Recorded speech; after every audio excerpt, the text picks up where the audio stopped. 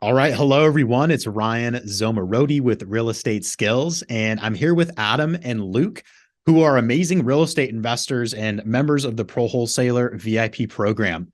They've recently shared that since joining the Pro Wholesaler program, they've closed 15 deals, of which six of them are house flips that they currently have ownership of in various stages of the investment life cycle, all within the past 9 months.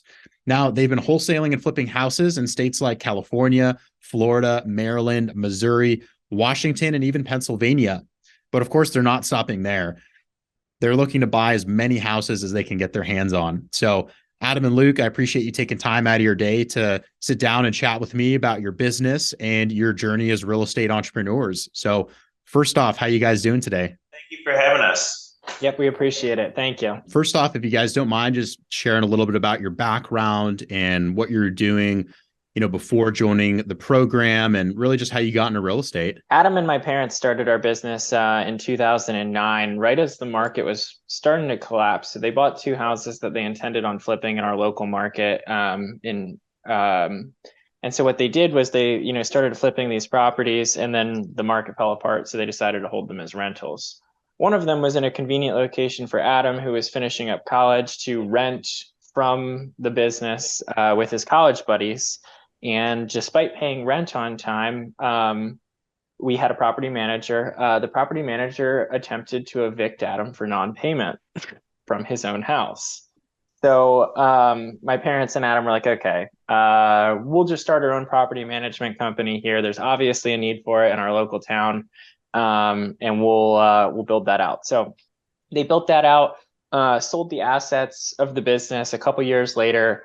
And I was still in college at the time. So after I graduated, or as I was getting ready to graduate, Adam said, I really want to get back into this, but I want to do it a little bit differently. I'd like to and he explains wholesaling real estate to me. And I say, okay, that's cool. I've got a consulting job, but, I'll do it on the side at first. And then, if we can make it work, we'll make it work, and I'll do it full time with you. Well, 2 months later, I quit my consulting job. And Adam and I have been full-time at this. Basically, at the end of this month, it's 8 years. In that time, we've done about 120 deals. Our primary market is Central Maryland. So the Baltimore, DC metro area is where we've done most of our deals. And just with the market changing and it becoming more competitive and inventory being tighter, we decided at the beginning of this year that we were going to try and flip a couple of them. So as a proof of concept, we bought one in Bakersfield, California, flipped that. That's currently under agreement. Actually just got a call from the title agent before we hopped on this call. I was telling you, Ryan. And so that one should be closing here in a couple weeks. And so we decided that we were just going to, use the same skills that we had acquired partially from your company and just buy them and renovate them ourselves. So that's kind of brings us to today. You said 120 deals, about 8 years. Were most of those wholesale deals? And then just kind of more recently this year, moving into the fix and flip side? There might have been one or two subject twos in there, but we kind of just decided, I don't know. It was clean doing a wholesale. We had good buyers, and we were turning them quick. So it's funny that we actually had a very similar philosophy coming into the program that you teach about with your buyers, finding good, reliable buyers that are buying multiple properties, 10, 20, 30, whatever properties per year. That way, they've got their own defined buy box. And that was something that we came to pretty early on also. I don't know if Adam, you want to talk about that? We've done several programs and we've taken something from each of them, but a lot of them wanted you to do kind of like a dog and pony show and just squeeze every penny out of the wholesale deal that you could. And for a time, Luke and I had a team of cold calling agents that we managed, and they were overseas. And so basically having an acquisition team of 5 or 10 people, and then various support people, and then a disposition team. It was just if we don't have to have a disposition team, that saves us having to have the managerial oversight on 5 or 6 people dispoing these things. And then also it kind of got sellers, buyers, everyone kind of just didn't really the flashiness of us getting 15 people out to a house. So we're let's rethink this. How do we do this where there's as few moving parts as possible? And that's kind of like, so when we were going through your course and you're like, yeah, you want like 2 or 3 like solid buyers. And then a couple of our mentors, I mean, it's people that you recognize from like the whole San Diego thing, but people that were like doing huge assignments, went off the record, they tell us, yeah, you know, like we always say about blasting this, but in reality, there's like one guy that buys 60 or 70% of our stuff. And we're like, we had a light bulb moment. We're like, you know, I'm not gonna like try to do it better than this guy who's getting these monstrous fees. He's like a mentor to us. He's taught us how to like, you know, our entire selling system or whatever. So, I mean, then we just started looking for like who are going to be the best ones who are going to basically offer, you know, a good price, be easy to work with, close fast. You know, just from like the whole like pumpkin plan, like Mike with Mike Michalowicz style, who's not an a-hole to work with, like who's like fun to, because like we're going to be working with him a lot, who's like a good person to work with. That was kind of like, I guess when we got there, it's like, okay, well, this is like going through this portion of the training, this is directly maps onto like what we came to just from doing it both ways. And then the other thing too that we really, I guess, like, that resonated with us from the training was, I mean, so we were based in southern Pennsylvania, about 45 minutes or 50 minutes from Baltimore City, and about 2 hours from DC. So just about everything in Maryland is about 50 minutes to 2 hours away from us. And so and the reason why we went towards that market was there's just a ton of people, there's a ton of houses, and in our market it's a little bit more cliquish. It's a smaller market, and I think we found also in Bakersfield, with it being a smaller market, that that like if you're not there per se, like if you know, boots on the ground yourself, and you don't have like like all of the network built out, which like, you know, more like maybe older investors or people that have been in the market for a longer period of time have, that there's like a lot of opportunities that you don't have. And so we went to like a bigger market that wasn't too far, but we realized that we were going to have to do it majority without seeing the house. So when, you know, when you were saying in the training kind of like a similar ideology, it's like this maps onto what we've like learned, I guess, through our experience thus far. So that was a couple of, I guess, just if I have pointers to people about like the training, it makes sense, and it's like probably the most logical way to do it, is that's what we found from our experience also. Long intro and soliloquy from both of us about our background and your company, the Real Estate Skills, but we're big fans of yours, so that's why we talked so much. Yeah, no, I love it. I think, yeah, everything you're saying is definitely resonating, and I'm sure a lot of others are either in similar situations currently or have kind of experienced same things when they're, you know, managing a bigger operation, and you want to see how you can simplify things and ultimately get better results without doing as much work. You know, we like to say work smarter, not harder. So definitely appreciate the kind words. So it sounds like a lot of the deals you were working different strategies. Was it mainly the cold calling team that you had, or like what were you doing, you know, kind of before joining and implementing the MLS offer system, you know, ultimately to get those deals, and maybe just speak to some of the strategies you were using and, you know, how effective those were? Initially, most of our deals were from mail. Then like mail became like a bloodbath in like, I don't know what, 2017. Then like we started a lot of cold calling. Ringless voicemail was prominent there for a while until about 2019, before states started making laws against that. And it was like, okay, so this doesn't make a whole lot of sense for our legal risk threshold to keep doing. We've gotten a decent amount of deals from pay-per-click ads on Google and Facebook. And then through the pandemic, everybody started doing that. So then we jumped back into mail, and we had some more success for a very brief amount of time. And it just felt like we were always going one thing to the next thing to the next thing. And it's like, well, what's the most evergreen solution to being able to buy a lot of houses so we can scale our business? Well, I think you talk about this in the training. 90% of houses that transact are sold on the MLS. Well, you know, it's probably a good place to start then. If most of the houses are being sold there, let's go to where all of the houses, everyone else is already spending all of the money to market for these houses to get them on the MLS. let's let everybody else spend the money, and then let's just go to the traffic source. Absolutely. Yeah. It sounded like you're doing a lot of, the mail, the PPC, the cost there kind of adds up over time because every piece of mail, every person that clicks on your ad, that's an additional cost. Do you kind of have an idea like what your budget was during those years? And ultimately, was there a good ROI on that marketing budget, initially? It would cost us maybe around $5,000 to get a deal, sometimes a little bit higher. And as it would go up, we basically would, cycle out of like that medium. But on average, like to get like the deals that we were looking to get, we'd be spending like $12,000 to $15,000 a month on marketing. Sometimes as high as 25.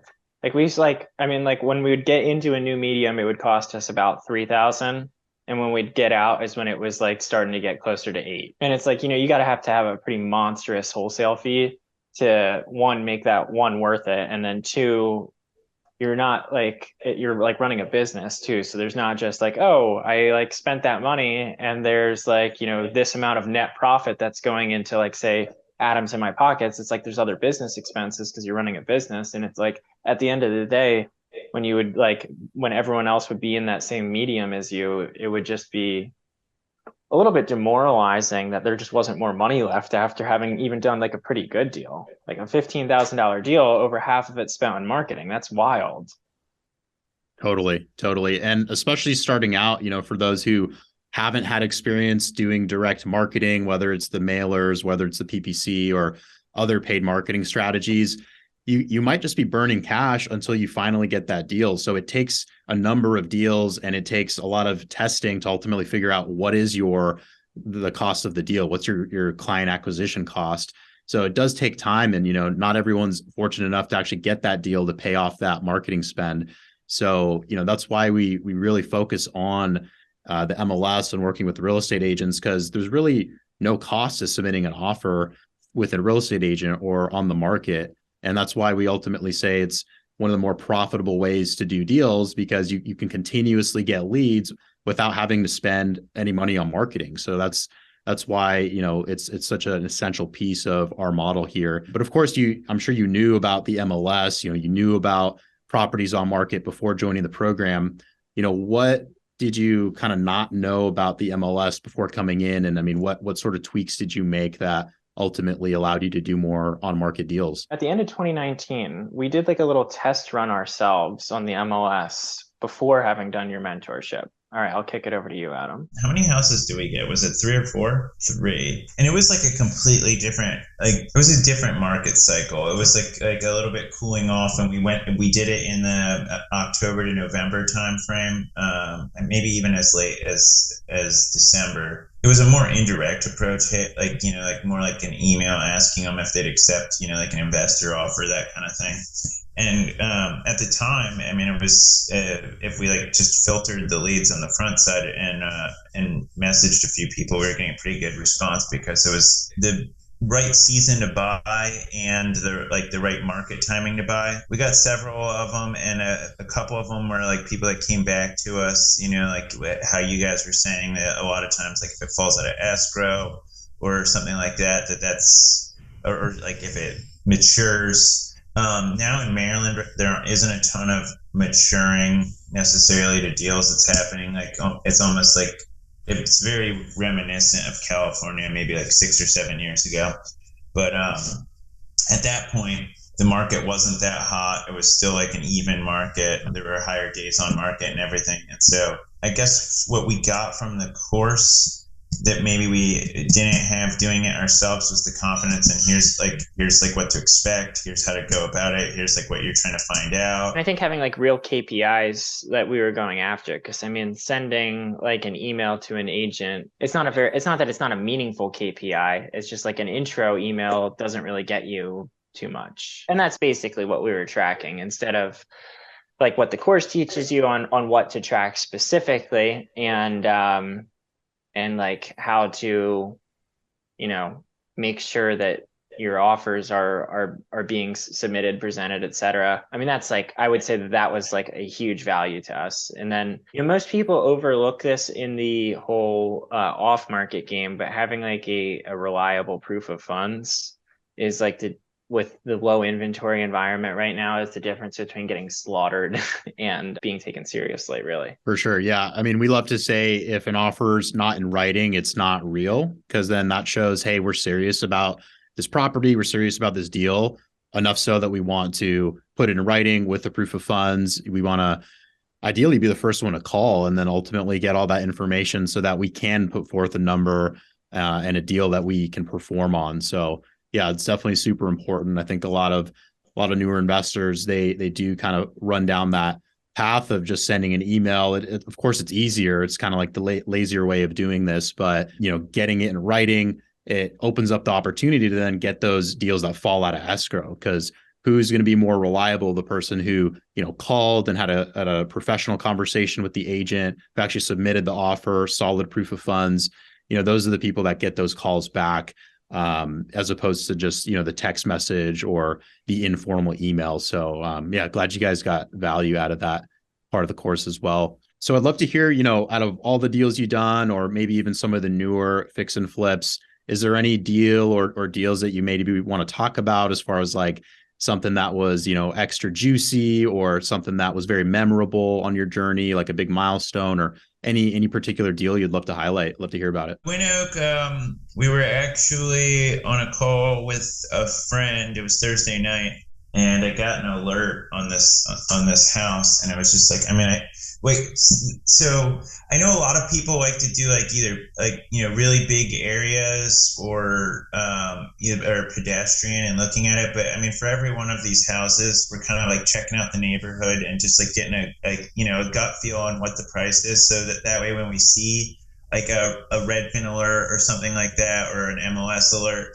that we know like that's like a good price. I gotta like get on that quick. So got on it quick, got the agent to submit the offer, let her know that I was unrepresented. In Maryland, it's not exactly like California. So basically I was just, I still don't even know how to say it right, because talking to a bunch of different agents, they're like, no, that's like dual agency, or like there's just like a whole bunch of different terms for it, and you don't want to say, oh, you can represent both sides, because that's not like they're trained that's not something they're allowed to do, even though they kind of are. So I let her know that basically we were going to be unrepresented, and then she figured out how she got like both sides legally. There was 3 other offers in the process, and so I was thinking, oh, we're not going to get this, because I know we didn't come in with like that probably the highest offer. And she told me like about the repairs and everything, and this was before Luke and I had gotten any bids on any houses.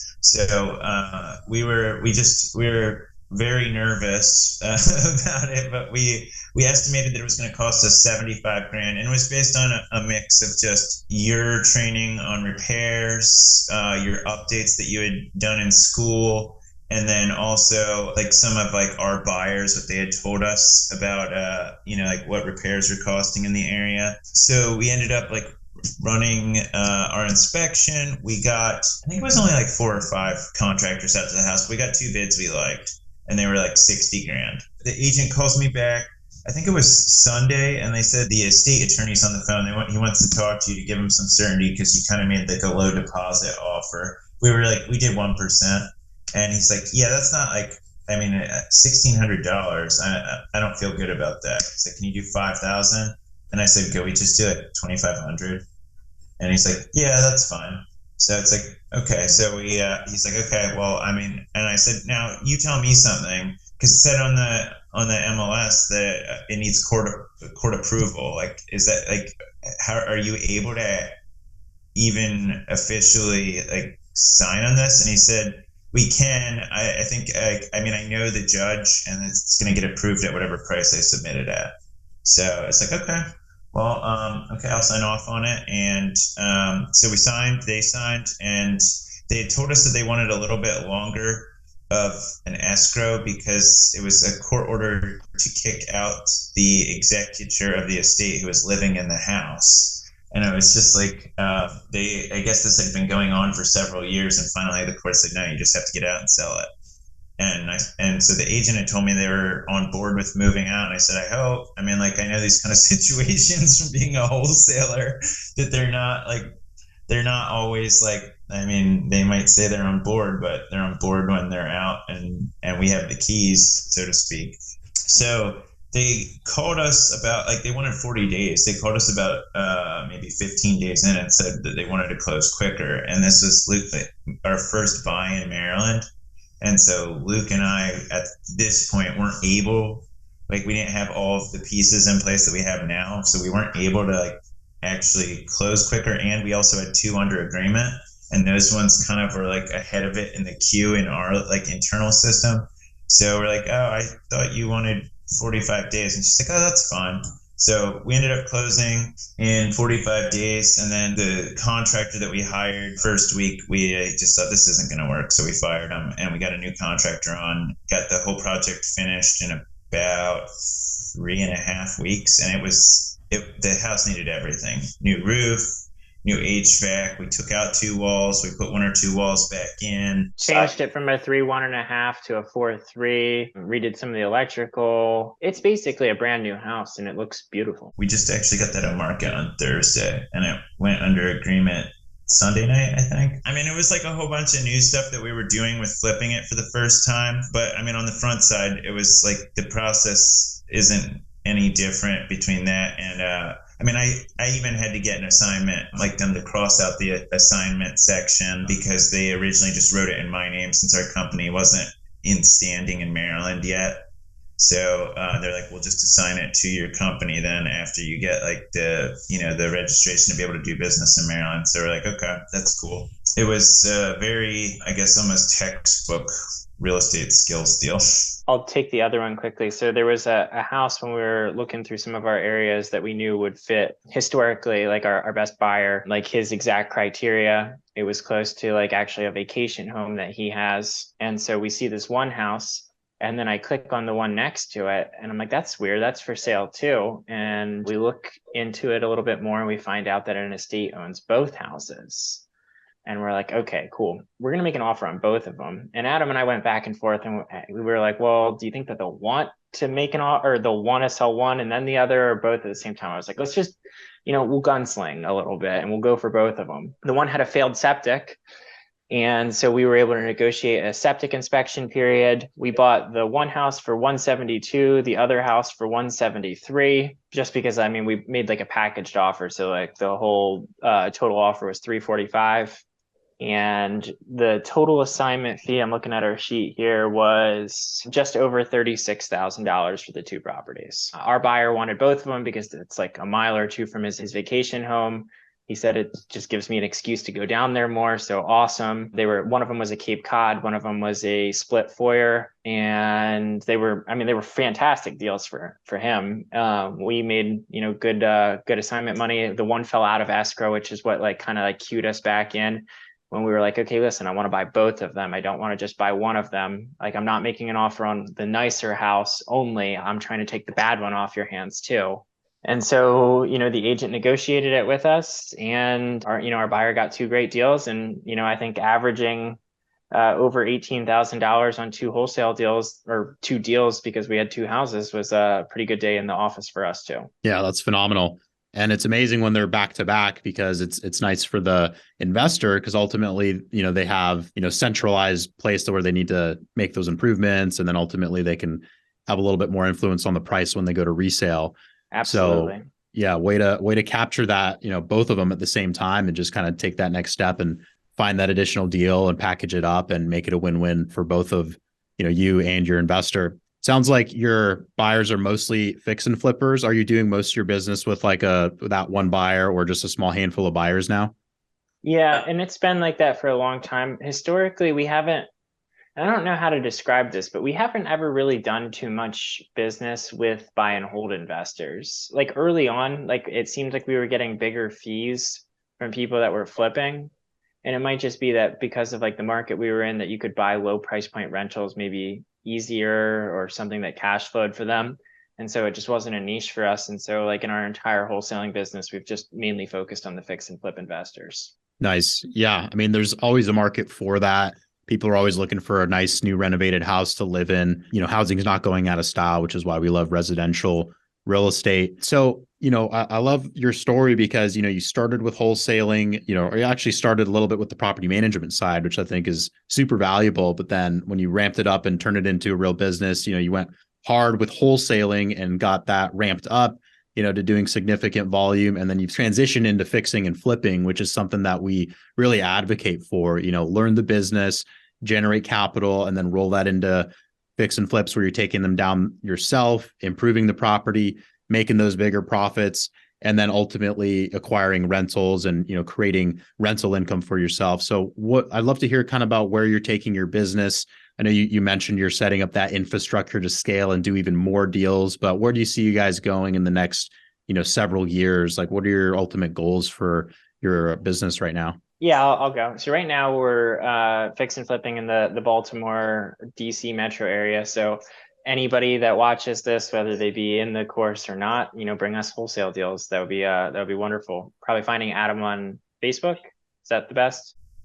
Message me in school, and then I'll just give you my Facebook in the direct message on school. We want to build out the market in Maryland. I think like we can hit over 50 deals. Probably this year we'll be able to probably do somewhere in the 35 to 45 range. That's our goal. And then we'd like to add a market in Florida where Adam currently is.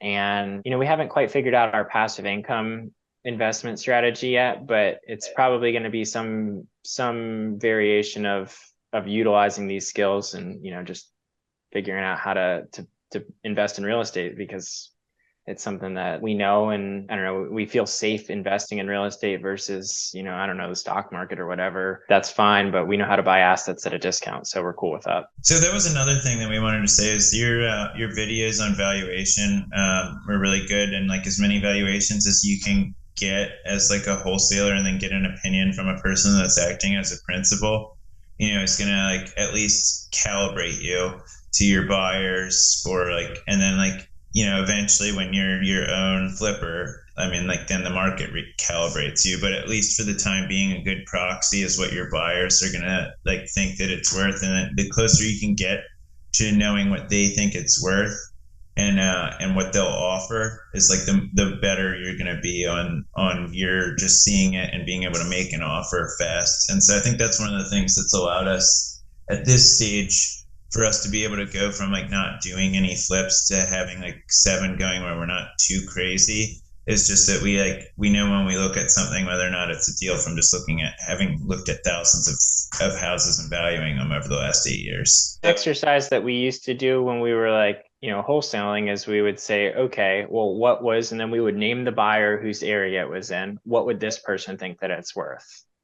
What properties would they use to justify it? What are they going to say? And how are we going to then, either agree with them, or are we going to say, yes, I hear what you're saying, but there's this property which shows that it's worth $10,000 more. And so as a result, my wholesale fee isn't ridiculous. Yeah, I think it's so valuable when you're learning your market, if you can get your hands on appraisals just to really understand how appraisers think. Because as you guys know, when you're flipping a house, ultimately it's that appraisal that really matters, because when someone's buying your house, they're going to get a loan on the property, and they're not going to be able to get the maximum loan on the property unless it appraises. So it's like that point when you're getting that appraisal is super important. It kind of tests your skills when you're on the front end, when you're underwriting the property and you're trying to determine what is this thing going to sell for.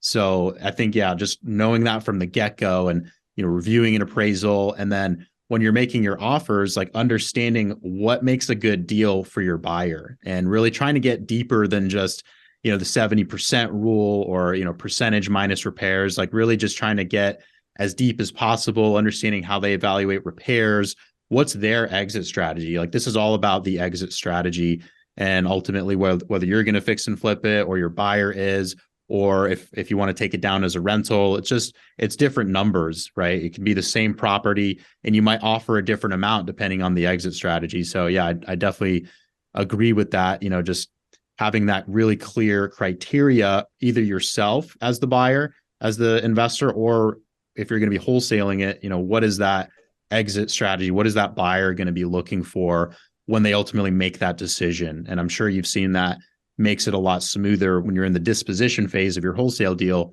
just having that solid number makes you confident in sending those offers. And then even when you're buying them, you know that you have that built-in equity based on that price that you acquired the deal for. So, glad it's given you the confidence to, continue to make offers, continue to buy houses and scale up to where you guys are at. I think a lot of wholesalers actually forget to think about like the interest that people are paying on their money. Because like, just because like you're a cash offer, if you have like a great hard money situation where they can close really quickly, there's still like a cost of the money, even if it's your own cash that you're investing in the deal. And so like, I think like just factoring that in too is like I don't know, maybe a pro tip, maybe it's not, I don't know. But like, I think like just knowing that your investors, like if you're a wholesaler, that they have a cost of money no matter what, they're either looking for more profit on a deal or they're looking like, to pay for that money. So just knowing that too will also help you make more accurate offers as a wholesaler. There's always a cost of capital. Even if you have cash, there's an opportunity cost. So you always have to weigh, different investments over the other. Most people are using other people's money, meaning you're either giving up a share of the equity or you're paying interest on that money. So yeah, it's definitely important to take that into consideration. Again, when it comes to your exit strategy, your financing, all that definitely impacts the returns on the deal. And real quick, before we kind of start to wrap things up, I'd love to hear like how you kind of got into these other markets, because you're in more than a handful of different markets. Like what was your thought process going into them? Like did deals just kind of pop up? And I think you mentioned something about the local competitive landscape. Kind of like, how did you end up in a couple of these different markets? Basically, we're just like adventurous by nature. But the second part is like, if we've seen an opportunity, a lot of times we just want to see what it's about. So for the Missouri stuff and Michigan and all of that, it was us just trying to sell rentals to hedge funds, and we did do that on maybe I don't know, 4 or 5 houses, and that's kind of what helped us solidify in our mind like the idea of the buy box. And everyone has a buy box. Not everyone knows that they use one, and normally they're just like, oh, I don't like the deal. That means that the deal is like, outside of the buy box for you. And then California, we wanted to be doing this in California. We were there for COVID and it was a little bit crazy. And that one was more of like a proof of concept, just to show that like we could flip houses and not have to go to them in the same manner that we've wholesaled deals. Like we haven't been to a deal that we wholesaled in. What we were talking about it the other day was that one in Suitland. Like that was like 4 or 5 years ago. There's like a whole, the deal I told you about in Gwynn Oak, I actually told the agent, she's like, so you don't ever go out to see these? And I said, no, I told her the story about the Suitland one that you just said, Luke, where we went out and we got in the middle of inadvertently a tenant landlord dispute where the tenants were threatening to shoot the landlord, and they called the police, and it was just like, it was complete like Jerry Springer show stuff. And we're like, okay, that's it. I'm like, I'm not putting my life at risk. And it's funny because it was a pretty, like at the time, like it was like a $315,000 after repair value house, which wasn't like a cheap house. And anywhere but California, that's like a half decent like cost house. The Washington State one, that was like during COVID. We just had like some of like our pay-per-click guy. We just said like, yeah, let's just see what we can get across the country, and we'll just see if we can sell it. And that one was like in a pretty nice area, ironically not too far from wine country in Washington State. But yeah, so it was just kind of like fun activities for us. We're mostly, I would say like we're like 99% focused right now on just the Maryland, DC area, and probably a year from now, probably the Southwest Florida area. That's awesome. I love it. Proving the concept, proving that you can do it. It's possible. So you just want to, rise to the occasion, test yourself and ultimately take on that challenge. So I love that. You're not only virtually wholesaling in different markets, you're also virtually house flipping at a distance. So I think it's awesome to, take down a project and then manage that from a distance. I think it really tests you as an entrepreneur and as an investor, being able to manage, contractors, the repairs, the transaction. It's definitely, a testament to what you guys are able to do in your business, now and then going forward. So, and I think it's cool that you guys have kind of started to focus even more on an area that you guys like, and that's going to allow you to just continue to scale. So thanks for sharing that. I think that's really awesome. One of the biggest deals we've actually ever done was like 10 minutes from where we grew up. We didn't even go to that house. We didn't go till settlement day. That's what I would say. We didn't go inspect it or anything like that.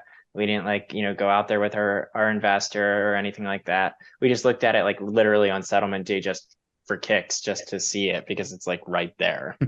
I mean, I think it's definitely a myth and just like a limiting belief in real estate that you have to go to the property, even before you make an offer. I mean, I think the majority of real estate buyers out there believe you have to see the property before making an offer. And then, of course, before you close on it, and then obviously during the transaction. But as you guys are proving, and, a lot of members in our community are doing successfully, you're able, we can do this without actually physically going to the property. Even when you're buying a multi-million-dollar property in your backyard, a lot of times there's only maybe 2 or 3 moments where you actually go to the property. Everything else is done digitally on your laptop, your phone. And so there's just so much we can do to supplement those visits, as you guys have, that ultimately our presence isn't required. So that really just opens up the entire country as an opportunity to invest and ultimately get access to different markets, different property types.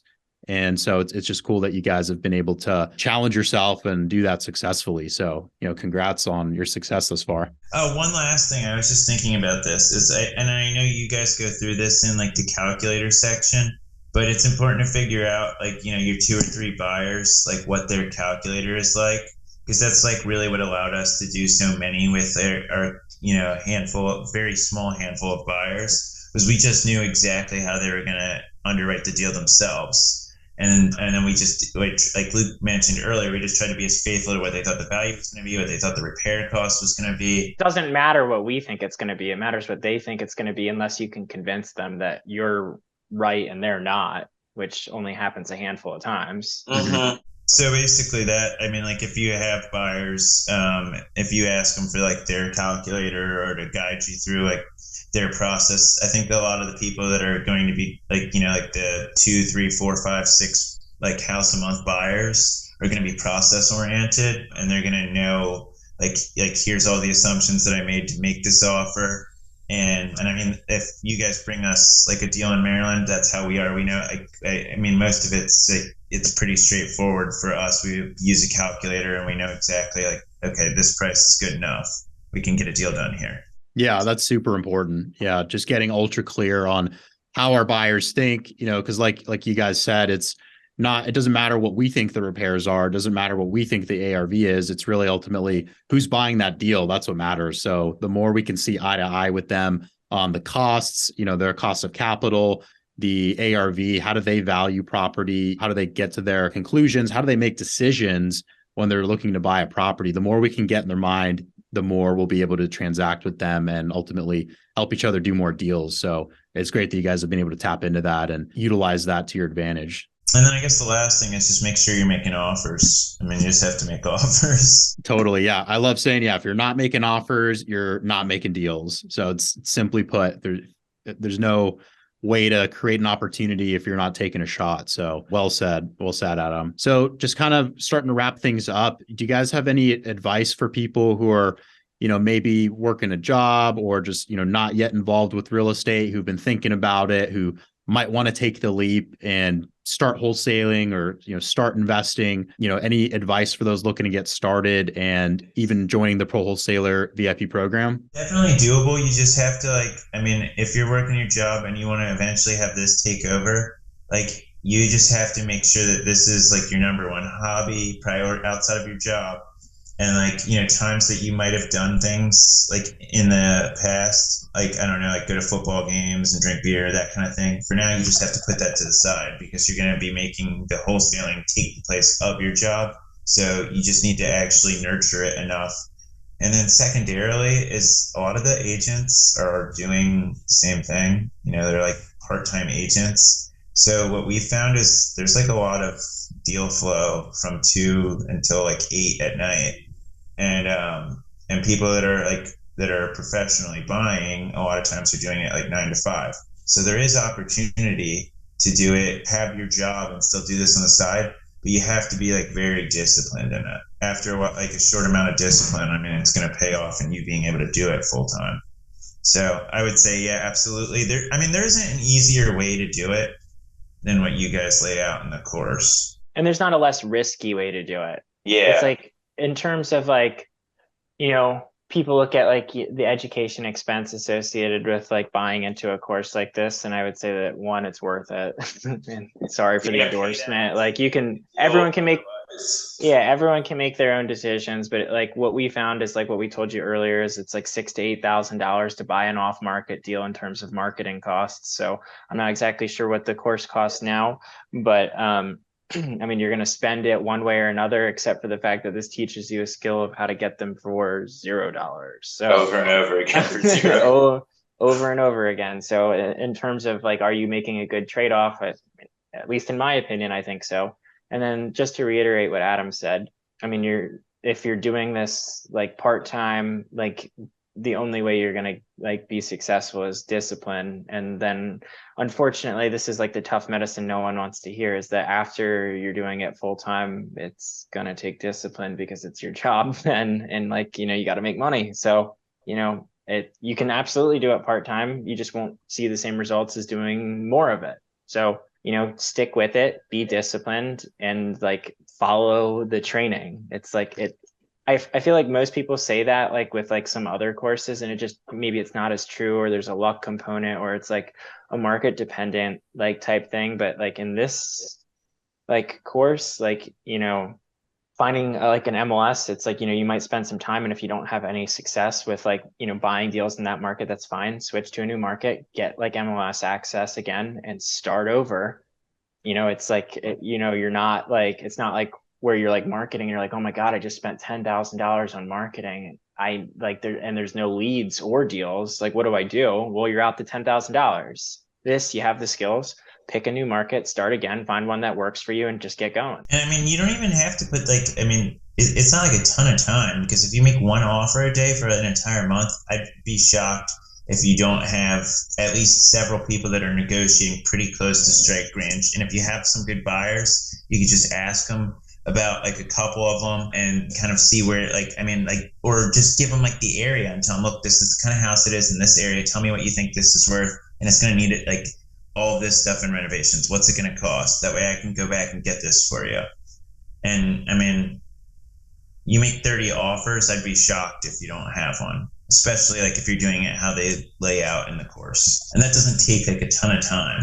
Yeah, that's phenomenal advice. And, you know, we've seen that as well in various markets. There are a lot of part-time agents. There's a lot of part-time investors, and it is that discipline. You know, you can carve out an advantage by just being more committed, being more responsive, being more professional, and just carrying yourself a certain way, you know, which is why we emphasize, you know, kind of just redefining, you know, who you are in the beginning of the program. So you kind of just set your intention, you set kind of like your new identity as you go into this business, and ultimately can create those results. And yeah, I think you said it beautifully. Just, you know, everyone has the same amount of time in the day. It's just, how can you create more space and time in your schedule by eliminating some of those unnecessary activities, or, you know, making just selective sacrifices so that you can invest time into your business, which will ultimately create more time and space later on, because you can create that income stream. You can, you know, start acquiring more real estate, and then ultimately you'll have, you know, more time to do whatever you want in the future. So it's just about those sacrifices, which most people aren't willing to make. And so that's why there's this opportunity for those who are willing to put in the work, who want it more than the next person. So it's just that consistency and dedication. And then finally, just touching on what you said, Luke, it's just a matter of, you know, if you're working paid marketing strategies, you can just continue to go down that path and maybe not get a deal. And you unfortunately might end up losing a lot of money, which is kind of scary. And a lot of people just don't have, you know, $5,000, $10,000, $20,000 a month to risk on potentially getting a deal. So, you know, why we're so bullish on the MLS and working with real estate agents, you know, is what we focus on in the program, is because you can send as many offers as you have time for, and you can get a deal without having to, you know, bury yourself into a marketing expense hole. So it's just the most profitable way to get deals. and you're not having to risk that capital, which is why it's so beneficial for a lot of people to at least work this strategy. And, maybe you can entertain, spending some money on marketing later, but unless you have a marketing budget and you know what you're doing when it comes to direct response marketing, then, the MLS just makes a lot of sense. And it's just a safer, more reliable way to get into the business. And, even just add that as an acquisition arm of your company if you're not using that quite yet. So I think you guys just dropped a lot of great knowledge and wisdom. So having done both too, it's like, I don't know that we're leery to go back. I mean, we've read every book on direct marketing. We had campaigns that pulled ridiculously well at different points. That bookshelf behind me is filled with direct marketing books. Even if you know what you're doing, it's still tough as hell to get a direct marketing deal. But now, I mean, having done the whole MLS way, it's we're believers. Having done both for long periods of time, that I think that the MLS thing is the system, the way you lay it out, is it's just better than direct marketing, because someone has to every deal that you get represents people that direct marketed and use their money to find the deal. And so it's for you being able to get it is you not having to have spent 10 agents worth of money on making that person aware that they could sell the house as is, or 10 agents worth of time, but either. No, I mean, at the end of the day, it's not rocket science. It's just having a system and a process and knowing how to work this A to Z and really doing it in a systematic approach. That's how you'll get the best results. So, it's one thing to be casually browsing on Zillow and, requesting to talk to an agent to maybe make an offer. And it's another thing to really work the MLS offer system and, systematically go after deals that you know what you're looking for and what your exit strategy is, and really just having a plan in place. So there's really just a difference between, the amateur and the pro, that pro wholesaler. So love seeing you guys just take it and run with it and really add to what you're already doing. And then ultimately, being able to have this acquisition strategy, without spending the money on marketing like you were in the past. So again, appreciate you guys. I'm super excited to see where you've taken this so far. And I know really it's still just the beginning. So I see the ambition with you guys. I see the vision that you guys have and the trajectory. So I'm super excited to just continue to support you guys and be a part of your journey and see your growth. And, as you continue to do more deals and make an impact and continue to help people at the end of the day. So again, thanks guys. I know you're all, you're very busy with what you got going on, but appreciate you stepping up and being leaders in the community and sharing your story with our audience today. So certainly very inspiring. Any last words, you guys, before we wrap up? Thank you for having us here. Yeah, thank you. Cool. Thanks, guys. Appreciate you. Anyone that has anything in Maryland, bring it to us. Our buy box is after 1950, no septic. Under 750,000 ARV, over 190. And we don't care about the amount of repairs. Yeah, that's great. So yeah, it's guys like Luke and Adam who are in our community. They're looking to buy as many deals as they can. They have a buy box. So, joining our community, you definitely get access to guys like Luke and Adam looking to buy deals, looking to JV, just looking to continue to make an impact. So love that, guys. Thank you again for hopping on today. For anyone else who's looking to get involved with the Pro Wholesaler VIP program, just go to realestateskills.com to learn more.